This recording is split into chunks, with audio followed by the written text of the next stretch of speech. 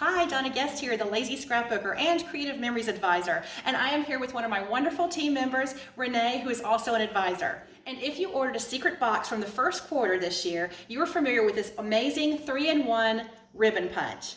While here at the retreat, one of my customers asked, how do you use this? So we thought we'd do a quick video and show you some ideas for using the ribbon punch. Since we're at a retreat and I don't have all my equipment, Renee's going to do this demonstration for me while I literally stand over her shoulder on a stepladder holding a camera. The 3-in-1 ribbon punch is called that because you can make 3 different sizes of ribbons. Renee is making the first size, which is a 1-inch wide ribbon. She'll insert it into the punch into the tray marked for a 1-inch ribbon and simply punch.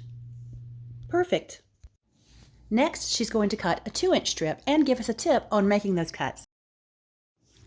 You want to make sure when you're cutting your ribbon pieces, 1, 2-inch or 2.5-inch, that you are really precise. Otherwise, when you punch it, your triangles may not be even.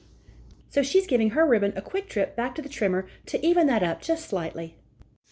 Another great tip for using this is you can punch both ends of your ribbon at whatever length you'd like, and then you have a little flag on both sides. And now she'll cut the final size offered, the 2.5-inch ribbon, and show how you can layer them. And you can of course cut these ribbons to any size that you prefer. Or you can stagger the ribbons for a different look. Once you attach the ribbons to your page, flip your entire paper over and use your trimmer to cut off the excess. It looks great. Now I'll just add my photos and a border using the Dine border punch with 2 colors of cardstock, plus a journaling box and a few embellishments. Now I've just cleverly had someone help me create a scrapbook page. Thank you, Renee.